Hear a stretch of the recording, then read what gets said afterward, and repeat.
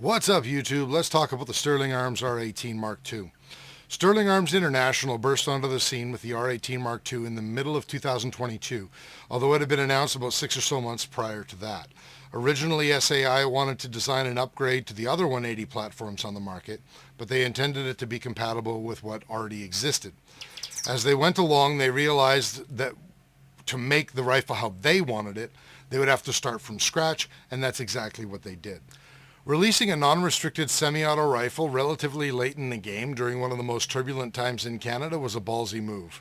And the ambition to start from scratch in order to improve on the existing designs was no less ballsy.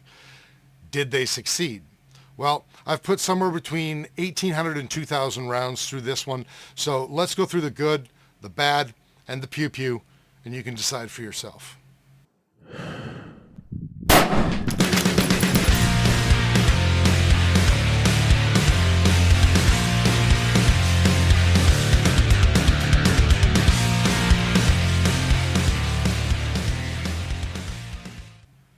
Just before we begin, one quick note in the interest of transparency. We are not sponsored by Sterling Arms International, but I did not buy a retail version of this gun. At a trade show, I sweet-talked the owner of SAI into giving us a show and tell rifle for review. That being said, I'm not beholden to SAI for this rifle. No promises have ever been made in terms of talking points, and I believe that my previous videos, where I have been very transparent about an issue that I had with this rifle while testing it, should lend credibility to the fact that I'm committed to giving my honest opinion about this and every rifle that I review. If that's not good enough, if you think I'm shilling for SAI, I respect your opinion, but you're just wrong, and you can go suck an egg, you cynical ass rat. Now, the first thing that you might say about the R18 is that it is significantly more expensive than its counterparts. And that's true, starting about $1,000 more than the next most expensive rifle currently being produced. Now, I don't look at a Corvette and complain that it costs more than a Mustang. Even though both are good cars, the real question isn't whether one is more expensive. The question is whether the Corvette is worth the extra cost. Although I don't review cars, and understanding that worth it is subjective, the bottom line is that if a product justifies the additional cost, then it justifies the additional cost. And I don't have a whole lot of time for the, oh, it's so expensive mindset. That being said, additional costs do come with increased expectations. The real question when it comes to the R18 isn't, is it a good rifle? The question is whether it's $1,000 more than its competitors' good. First, let's take a look at the features. The fit and finish, the aesthetic lines in both the upper and the lower receiver are really well done. It has an integrated shell deflector that you can see here. There's no bolt on with plastic pieces or a shell deflector missing altogether. You can see that they've spent time on aesthetics so that the handguard adapter and the handguard all matches up into one piece. The upper matches into the lower. There's a flared part on the lower here so that it meets the dimensions of the upper. On the opposite side of the rifle, you can see, there's nice grooves cut in for where the charging handle runs. The charging handle runs and fits on to the lines of the rest of the rifle really well. And, the lower, everything is milled specifically so that it fits well with everything else. And also as a result of that, like the upper and the lower mate super tight together. But there's practically no play in this receiver. I'm not hearing anything other than the buttstock wobbling, and it doesn't move when the rifle is being used. It just mates very well together. So this is the guide rod and buffer plate and springs, and when you first look at it, you might be excused for saying, well, it just looks like a 180, Canadian 180 guide rod, and it kind of is, except for the fact that the guide rods don't come off of the buffer plate. They're attached into the buffer plate. There's also the addition of this, I think it's neoprene or some other material like it, that acts as a pad on the back of the buffer plate that a lot of the other rifles don't have. And the idea here is that you don't have the bolt carrier smashing up against aluminum or whatever the actual guide rod plate is made of. There's complete lower parts compatibility with modern sporting rifle lower parts kits. A lot of the 180s, they started out with their own proprietary lower parts kits. They're starting to move more towards the standard mil-spec modern sporting rifles kits, but all of the other ones on the market that I've seen so far have something that is at least proprietary on it still, whether it's your front pivot pin, whether it's a lack of rear takedown pin, or whether it's a proprietary safety switch, and most importantly, bolt hold open and bolt release. This is your typical modern sporting rifle, bolt hold open and bolt release, and it operates the exact same way. You can see here the lower paddle for holding the bolt open, the top paddle for releasing the bolt. In fact, they've gone even one step further in adding an ambidextrous bolt release on the opposite side. So I don't know if this is proprietary to the R18 or if I think this may have been borrowed off of other modern sporting rifle platforms. I know it's not your typical mil-spec thing, but hey, it's a nice addition, and I don't think that it is entirely proprietary, but don't quote me on that. Now, the charging handle is another thing that's a little bit different. Obviously, it's a non-reciprocating charging handle. We're starting to see those come onto the market. What's different about this one is it uses a magnet right here that is machined into the, drilled I suppose, into the side of the receiver, and then the front attachment plate for the charging handle is just made out of steel. So as it rides up close, it mates up, and you can see how it kind of takes itself the rest of the way there. I've heard a lot of people complain about this when it was first announced. Like, oh, that's never going to stay closed, blah, blah, blah. You're going to get shavings on it, and then it's not going to have magnetism, blah, blah, blah, blah. I don't know, man. I'm closing in on 2,000. I haven't really counted. I might have even shot 2,000 on this already. And there's been absolutely no problem. Now, something else that is different with this one, it is the first 180 platform to be completely enclosed where the charging handle is. Whether you've got your reciprocating charging handles or whether you've got the non-reciprocating charging handles, they all have a gap open either here or where the charging handle runs or some variation thereof. And you notice the receiver is not cut out here at the back. It is enclosed, which makes it easier to keep that an enclosed setup. Justifying some of the additional cost with the Sterling, it comes with Magpul brand furniture. It uses an AR10 Handguard and a proprietary adapter to mate between the upper receiver and the handguard. Now, why the F would they do that? Great question, guys. This is a very robust piston system for the gas that is also rifle length. I'll talk more about that in a couple of minutes, but even with the smaller gas systems that are available on, say, the WK-180C or the WSMCR, there are certain AR-15 handguards that just won't work. There's not enough clearance for the gas and piston systems in those rifles, and so you're limited as to what handguards you can choose. Well, by choosing an AR-10 handguard, it has a larger diameter.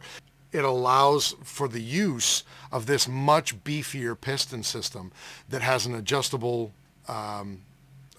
gas regulator. And I don't see anybody breaking this piston system, and I've never heard of it ever happening. I'm not worried about it happening with mine. I don't think it's going to happen. I think they hit the nail on the head, and I think that creating an adapter and using the larger AR-10 handguard, frankly, was a stroke of genius. Something that some people will care about, other people won't care about. I've never had a problem. I've never cared about it, but I don't have like some old like EOTech or something like that I can't fit on any of the other platforms' Picatinny rails. But you see how the Picatinny rail here is raised a little bit away from the receiver. That's giving it your standard your proper height, I guess, for a Picatinny rail. I think the last big feature that we need to talk about with this rifle is that this barrel is chambered in .223 Wild.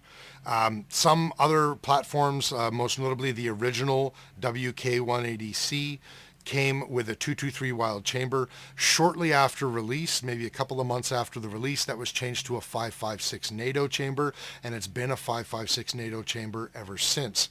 The WSMCR has a 5.56 NATO chamber. I believe those are the two big barrel systems in terms of factory barrels that you're even getting. I think that TNA rifles are coming with either a 180C or an MCR barrel, and I believe that the Lynx 180B is coming with either 180 or MCR barrels as well. This has a rifle length gas system. Now, where that's really going to be an advantage for people is when they want to re-chamber their rifle. I mean, well, I shouldn't say that. If you want a 223 Wild barrel, this is the one on the market that you're going to go with.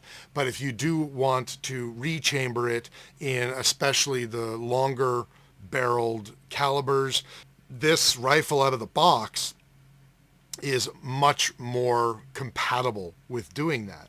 So let's talk about some of the pros. And talking about some of the features, I've hit on some of the pros, but let's specifically talk about the pros of the rifle overall. Number one, accuracy. This is the first factory rifle in the 180 platform that I have tried that has shot 1 MOA.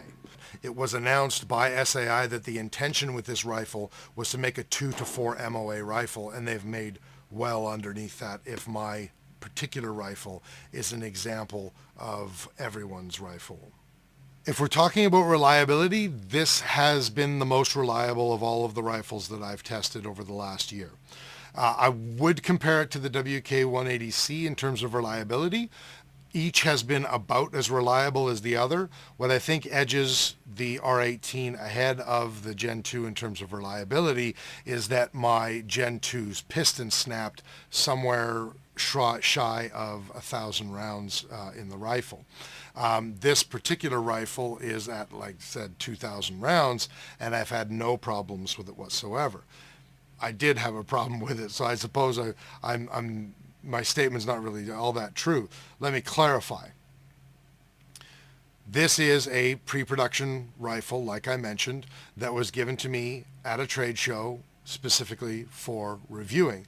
And it had a bolt in it that had a pre-production, a prototype roll pin in the bolt holding the extractor in place. That prototype failed, and it kind of walked out, and then it snapped on the bolt carrier, and that started causing a lot of extraction issues for me early on with this rifle. It's featured in some of my, believe it's in my accuracy video with this rifle. I was very upfront about that. I was sent a production version of the bolt shortly after that happened. I put it in. I've put about 1,000 rounds quite a bit more than 1,000 rounds, I think, through the gun since then, and I've had no extraction issues ever since that point. I've never heard of anyone else having extraction issues who has received a production version of the rifle. I think it's just a non-issue. It's because I weaseled my way into this particular rifle rather than getting a production model, and that's what I get for doing that. Not a knock on the rifle at all. Whereas the Gen 2, I had a legitimate piston breakage on it. So at this point, I need to mention that in 1,800, 2,000 rounds, however much it's been put through this rifle, I have never cleaned it. In fact, you're going to be seeing me taking this rifle apart for the assembly and disassembly. I'm going to do it for the first time on camera, and you're going to be following me as I'm doing it. I haven't cleaned a thing in this gun. And you have to admit that 2,000 rounds in 8 months without a cleaning, that's reliability. So with everything I've said up to this point, it sounds like you'd be an idiot not to buy this rifle. So what didn't I like about it? Functionality is the most important thing to me when I look for a rifle, and the Sterling really does a good job in that category. If I had to gripe, I would say that it needs a better trigger from the factory. It does come with a mil-spec trigger, and a mil-spec trigger is what a mil-spec trigger is. I swapped mine out for a TriggerTech diamond trigger. I have it set for somewhere in that 2 to 3 pound range, which is almost as heavy as this trigger goes, and it's been absolutely amazing. It's a completely different rifle. But for this rifle at this price point, it's kind of like buying a Corvette with steel rims. Do the steel rims work? Yes. But are they your hot aluminum rims? No.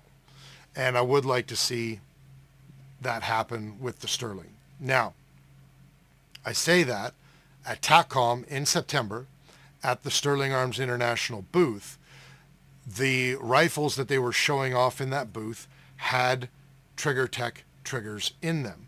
And they were telling the public that in future iterations of the rifle, they will have an OEM Trigger Tech made trigger with the rifle from the factory, which means no more mil-spec.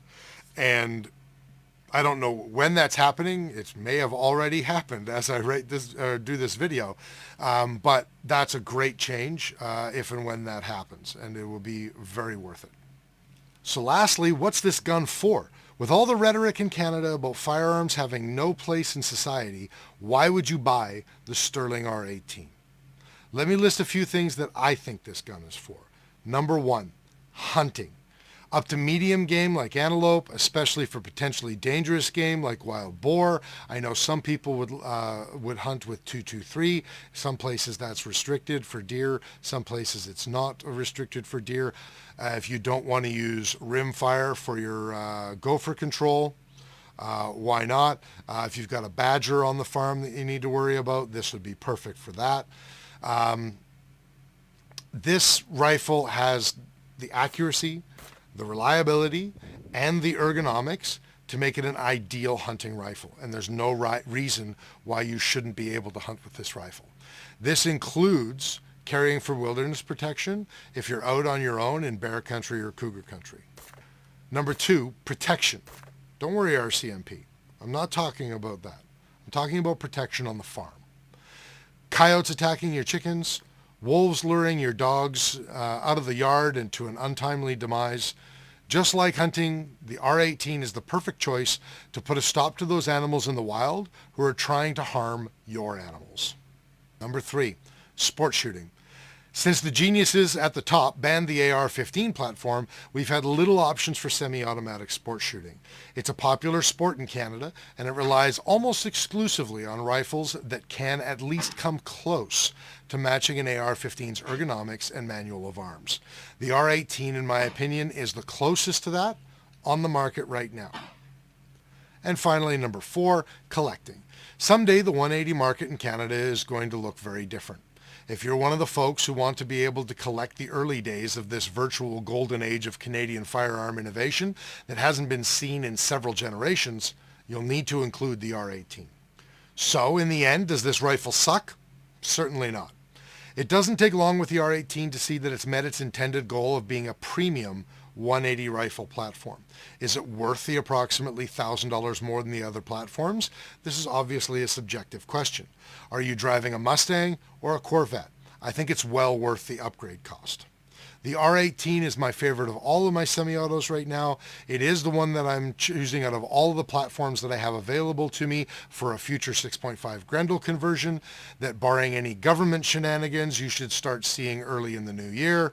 There's maybe, I'm giving it maybe a 50-50 chance that will be able to happen.